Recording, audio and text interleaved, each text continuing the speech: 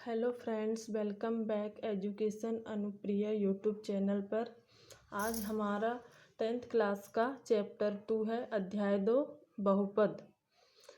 सबसे पहले हम देखते हैं कि बहुपद किसे कहते हैं। जिस बीजीय व्यंजक में चर की घात केवल 0, 1, 2 या 3 जैसी पूर्ण संख्याएं हो तथा किसी भी चर की घात ऋणात्मक या भिन्न ना हो, उसे बहुपद पॉलिनोमियल कहते हैं। उदाहरण के लिए देखते हैं 3x का वर्ग धन 5x ऋण 7 या x की घात 3 ऋण 4x धन 7। क्या है इसमें बहुपद? मतलब जिस चर की घात केवल क्या हो, पूर्ण संख्याएं हो, जैसे 1, 2, 3 या 0। यहाँ पे भिन्न या फिर ऋणात्मक संख्या ना हो, उसे हम बहुपद कहते हैं। तो हमारा अभ्यास 2.1 है। इसमें देखते हैं हम क्वेश्चन नंबर 1। किसी बहुपद px के लिए y बराबर px का ग्राफ नीचे दिया है। प्रत्येक स्थिति में px के शून्यकों की संख्या ज्ञात कीजिए। क्या बोल रहा है? हमें इसके शून्यकों की संख्या ज्ञात करके बताना है। तो पहला ग्राफ दिया है x dash to x, y to y dash. तो इसमें हमें शून्यकों की संख्या ज्ञात करके बताना है। तो इसको कैसे हल करेंगे हम? यह ग्राफ क्या है?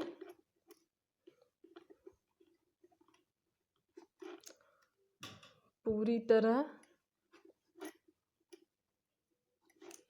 x अक्ष के ऊपर है। यह ग्राफ पूरी तरह x अक्ष के ऊपर है। यह x अक्ष को ना तो काटता है और ना ही छूता है। यह x अक्ष को ना तो काटता है और ना ही छूता है। अतः कोई भी ऐसा बिंदु नहीं है इसमें जो px बराबर 0 हो। तो यहाँ लिख देंगे हम, अतः ऐसा कोई भी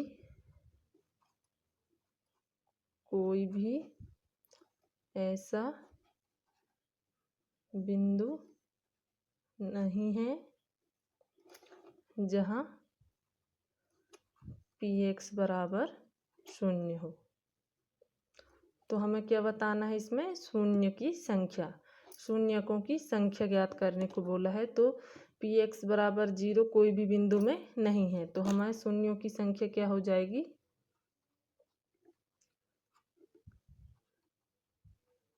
संख्या बराबर 0। ये हमारा आंसर आ जाएगा। इसी तरह हम दूसरा ग्राफ सॉल्व करेंगे तो आपको उसमें और भी अच्छे से समझ में आ जाएगा। तो हमारा दूसरा ग्राफ है x to x dash, y to y dash. इसको हमें सॉल्व करके बताना है कि इसमें शून्यकों की संख्या कितनी है। तो इसमें क्या दिया है? ग्राफ पहले x अक्ष के नीचे है। ये ग्राफ क्या है? x अक्ष के नीचे है। ग्राफ पहले x अक्ष के नीचे है। फिर क्या दिख रहा है हमें इसमें? फिर केवल एक स्थान पर, ये एक स्थान पर x अक्ष को काटता है। ये क्या है? हमारा y अक्ष है। हमें x अक्ष का बताना है, तो सिर्फ एक स्थान पर x अक्ष को काटता है ये। तो यहाँ लिख देंगे हम, केवल एक स्थान पर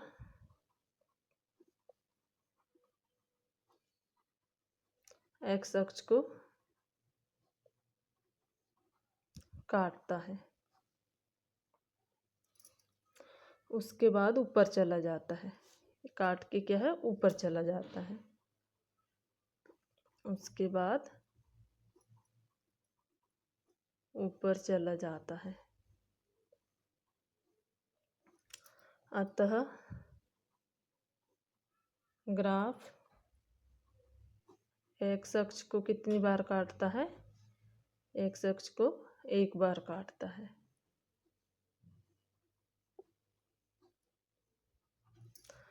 तो शून्यकों की संख्या कितनी आ जाएगी हमारे पास?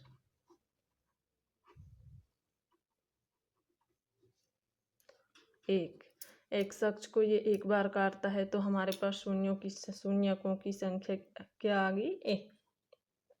इसी तरह हम तीसरा ग्राफ को सॉल्व करेंगे। इसमें ये ग्राफ दिया है तो यह कितने बार एक्स अक्ष को काटता है ये बताना है हमें। तो यह ग्राफ बाईं ओर एक्स अक्ष को काटता है। ये बाईं ओर एक्स अक्ष को काटता है तो हम इसको विस्तार वाई इसका अवलोकन कर देंगे। ग्राफ बाईं ओर एक्स अक्ष को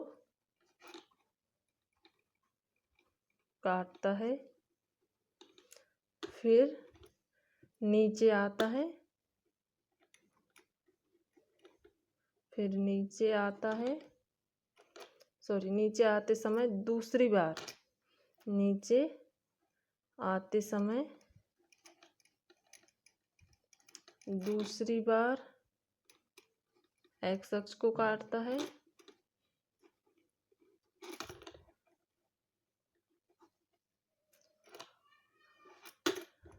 उसके बाद ऊपर जाते समय भी, उसके बाद ऊपर जाते समय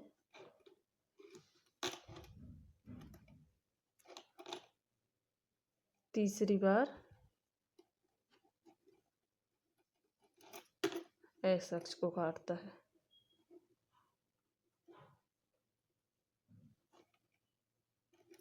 अतः ग्राफ एक्स अक्ष को कितनी बार काटता है? 1 2 3। एक्स अक्ष को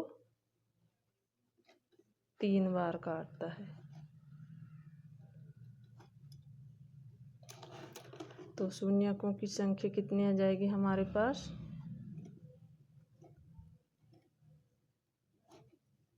3। इसी तरह हम चौथा ग्राफ सॉल्व करेंगे।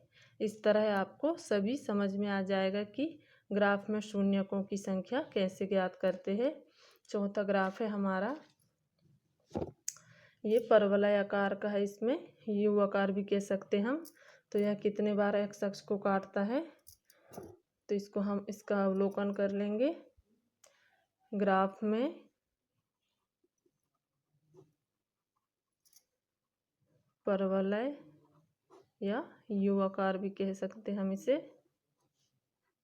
एक्स अक्ष को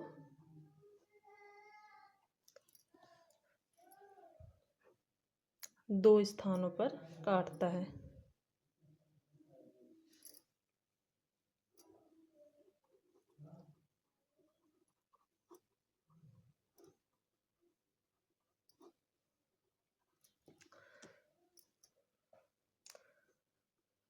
तो शून्यकों की संख्या हमारे पास कितनी आ जाएगी?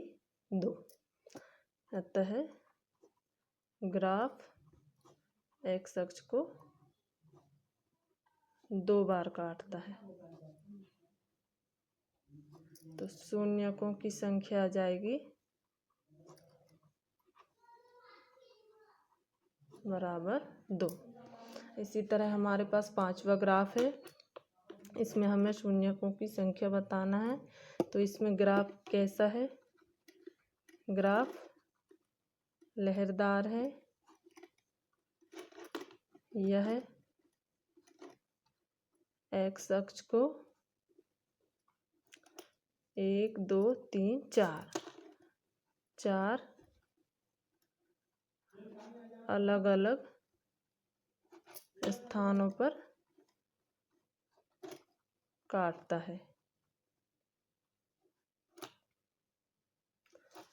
तो इसमें शून्यकों की संख्या जाएगी हमारे पास, शून्यकों की संख्या बराबर 4। आशा करती हूँ कि आपको ग्राफ ये समझ में आ रहा होगा। अगर नहीं आ रहा है तो प्लीज़ कमेंट में बताइए, मैं और भी अच्छी तरीके से समझाने की कोशिश करूँगी। इसमें हमारा आखिरी ग्राफ बचा है, ये है एक्स। इसमें भी एक्स अक्ष को कितने बार काटता है ये बताना है। तो ये हमारा ग्राफ है, ग्राफ एक्स अक्ष को कुल 1 2 3 और एक ये 4 स्थानों पर क्या करता है, स्पर्श करता है। ग्राफ एक्स अक्ष को कुल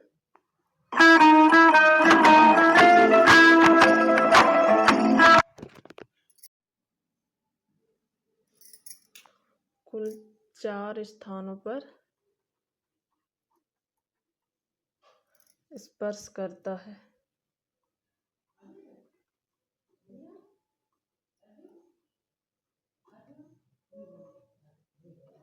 जहाँ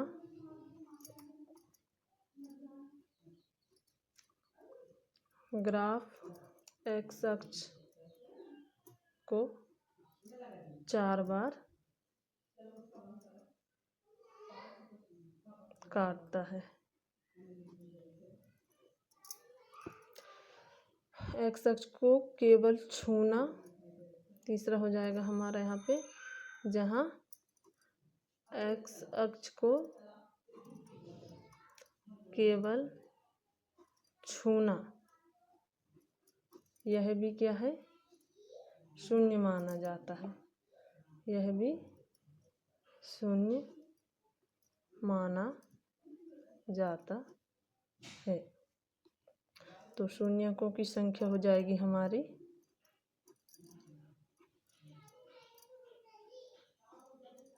बराबर 4। तो इसमें याद रखने योग्य बातें हैं परीक्षा में कुछ, इसे नोट कर लीजिएगा। परीक्षा में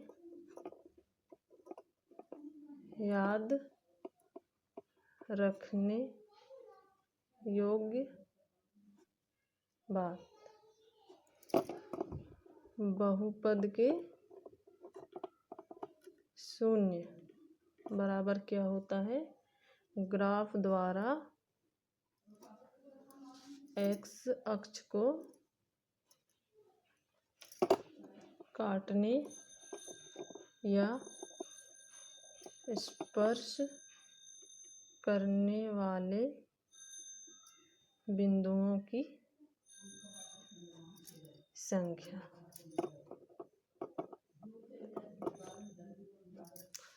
मिलते हैं फ्रेंड्स अगले वीडियो में। वीडियो पसंद आया हो तो लाइक करें, शेयर करें और सब्सक्राइब करना ना भूलें।